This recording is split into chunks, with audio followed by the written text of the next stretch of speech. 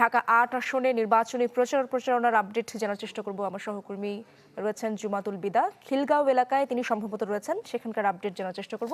বিদা, এই এলাকায় হাড্ডাহাড্ডি লড়াইয়ের একটি সম্ভাবনা রয়েছে এবং এখানকার প্রার্থীরা যারা রয়েছেন তারা নির্বাচনী প্রচারণায় কোন দিকটি গুরুত্ব দিচ্ছেন, কি আপডেট রয়েছে আপনার কাছে?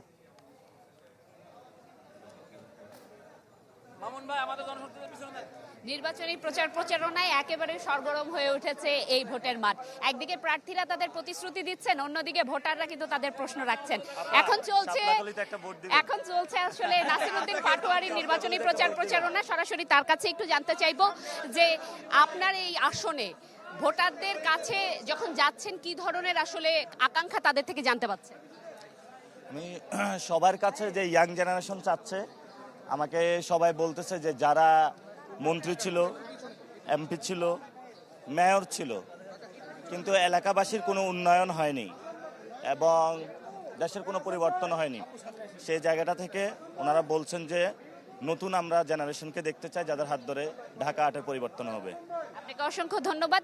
জানছিলেন যে ঢাকা ৮-এর পরিবর্তন ঘিরে তিনি যেই ভোটারদের কাছে যাচ্ছেন সেই ভোটারদের আসলে আকাঙ্ক্ষার জায়গাটুকু এই ছিল। আমার কাছে ঢাকা ৮ থেকে সর্বশেষ এবং অন্যান্য প্রার্থীদের কথাও একটু উল্লেখ করে রাখি, তারাও কিন্তু আজকের দিনটিতে বেলা গড়াবার সাথে সাথে বিভিন্ন এলাকায় ওয়ার্ডগুলোতে প্রচারণায় নামবেন এবং তাদের প্রতিশ্রুতি জানাবেন। দেখে পরবর্তী আপডেটগুলো আপনার মাধ্যমেই জানানোর চেষ্টা করব। অনেক ধন্যবাদ আপনাকে বিদা জানাচ্ছিলেন ঢাকা ৮ আসনের নির্বাচনী প্রচারণার খবর। নতুন বাংলাদেশ গড়তে এলো জুলফিকার স্টিল। জুলফিকার স্টিল, ইস্পাত দৃঢ় অঙ্গীকার। আমার সহকর্মী ঢাকা ১৭ আসন থেকে স্বপ্নিল শাহরিয়ার শিশির আমার সাথে যুক্ত আছেন এই মুহূর্তে, সেখানকার আপডেট জানবো। শিশির, জানাবেন কি অবস্থা দেখছেন সেখানকার সার্বিক পরিস্থিতি? নির্বাচনী প্রচারণার খবর তো আপনার কাছে আসছে, দেখতে পাচ্ছেন, আপনি প্রার্থীদের কথাও শুনছেন, কি বলছেন তারা?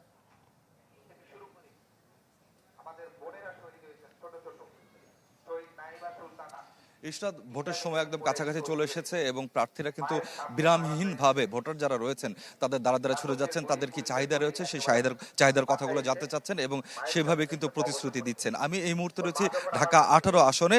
এখানে যে ১১ দলীয় নির্বাচনী ঐক্যের যে প্রার্থী রয়েছেন, যিনি শাপলাকলিতে প্রতীকে নির্বাচন করছেন, এনসিপির আরিফুল ইসলাম আদিব, আমরা তার সাথে কথা বলার চেষ্টা করব। তিনি এই মুহূর্তে একটি মহিলা সমাবেশ এখানে রয়েছেন।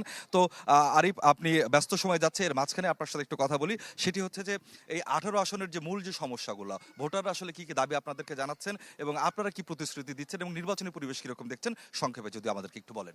প্রথমে যে বিষয়টি আপনি আসার পথে দেখেছেন যে পুরো জায়গাটি একটি জায়গায় রাস্তা ভালো নেই। প্রথমত বিষয় হচ্ছে যে ঢাকা ১৮ আসন বলতে আমাদের সামনে যেভাবে উত্তরা মডেল টাউন, চকচকে টাউন, সুন্দর রাস্তা বোঝানো হয়, আসলে সেটি পুরা বৃহত্তর উত্তরা মাত্র ১০%। এর অধিকাংশ জায়গা দক্ষিণ খান, উত্তর খান, তুরাগ এবং খিলখ্যাত, এই ৮০% জায়গা এবং এখানকার যারা বাসিন্দারা তারা নাগরিক সেবা থেকে বঞ্চিত।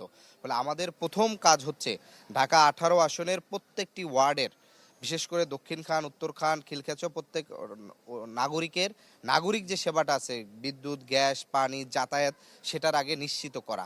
দ্বিতীয়ত বিষয় হচ্ছে এখানকার রাস্তাঘাটগুলো এত বেশি অবনতি যে এই এত সরু এবং জরাজীর্ণ, ফলে দুটা অটোরিকশা পাশাপাশি চলাচল করলে আর কোনো কিছু চলাচল করতে পারে না।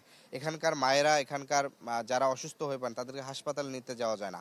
ফলে এই পুরো বৃহত্তর উত্তরায় প্রায় ২০ লক্ষের অধিক মানুষের বসবাস, যাদের জন্য এমন একটা হাসপাতাল আছে যেটা বাংলাদেশ কুয়েত মৈত্রী হাসপাতাল, সেখানেও সিরিয়াল নিতে হলে ভোর ৫টা বাজে গিয়ে সিরিয়াল দিতে হয়। ফলে আমাদেরকে যেটি করতে হবে, প্রথম হচ্ছে প্রত্যেক নাগরিকের নাগরিক সেবাটা নিশ্চিত করতে হবে। স্বাস্থ্য সেবার জন্য একটা নতুন হাসপাতাল উদ্যোগ গ্রহণ করব। আমরা বলেছি দক্ষিণখানে একটি নতুন ১০০ শয্যা বিশিষ্ট হাসপাতাল উদ্যোগ ইনশাআল্লাহ গ্রহণ করব। একই সাথে মায়েদের নিরাপত্তার জন্য আজকে এখানে আমাদের নারী সমাবেশ হচ্ছে।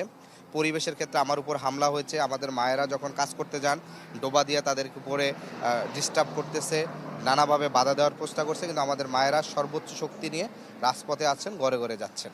জি, শুনছিলেন আসলে প্রার্থী যিনি রয়েছে তিনি ভোটারদের যে দাবির কথা সেই কথাগুলো জানাচ্ছিলেন এবং তার যে লক্ষ্য সেই লক্ষ্যের কথাও তিনি কিন্তু জানাচ্ছিলেন। ইশরাত, অনেক ধন্যবাদ আপনাকে শিশির জানাচ্ছিলেন ঢাকা ১৮ আসনের নির্বাচনী প্রচারণার খবর।